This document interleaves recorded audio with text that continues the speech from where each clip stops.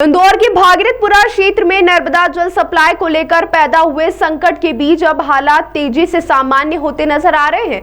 महापौर पुष्यमित्र भार्गव ने भागीरथपुरा का दौरा कर चल रहे कार्यों की समीक्षा की और अधिकारियों को आवश्यक दिशा निर्देश दिए। महापौर ने कहा कि क्षेत्र में नर्मदा जल सप्लाई बहाल करना प्रशासन की सर्वोच्च प्राथमिकता है। महापौर पुष्यमित्र भार्गव ने बताया कि भागीरथपुरा में स्थिति में लगातार सुधार हो रहा है। टंकी से जुड़ी मेन लाइन का कार्य अब अंतिम चरण में पहुंच चुका है, जबकि गलियों के इंटरसेक्शन का काम भी तेजी से आगे बढ़ रहा है। फिलहाल क्षेत्र के लगभग 30% हिस्से में नर्मदा जल की सप्लाई शुरू कर दी गई है।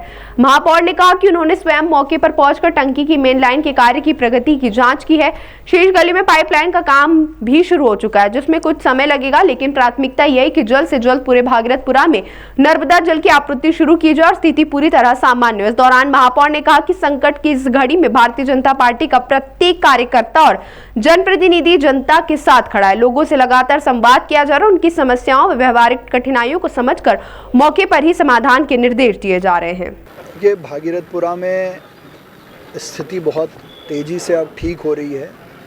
विशेष रूप से टंकी से जो मेन लाइन का काम हमने शुरू किया था वो अपने अंतिम दौर में है। इसके अलावा जो गलियों के इंटरसेक्शन का काम है वो भी बहुत तेज़ी से आगे बढ़ रहा है और अच्छा काम हो और समय पर होकर पूरे भागीरथपुरा में नर्मदा जी के पानी का सप्लाई शुरू हो, ये पहले दिन से हमारी प्राथमिकता है। 30% हिस्से में अभी नर्मदा जी का पानी सप्लाई हो रहा है।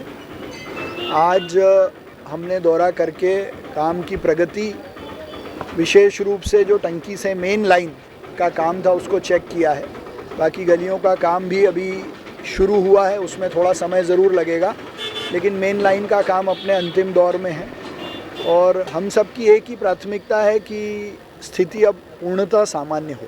ये लोगों से भी लगातार संवाद कर रहे हैं, आज भी बातचीत करी, कि उनका क्या मत है कि और क्या चीज़ें। देखिए, इस संकट की घड़ी में भारतीय जनता पार्टी का एक एक कार्यकर्ता, हम सब जनप्रतिनिधि की पहली भूमिका और प्राथमिकता यही है कि सब लोगों से संवाद हो और जो भी उनकी आवश्यकता है, कठिनाई हो, उसको ठीक करने में हम जो अच्छे से अच्छा काम कर सकें वो करें।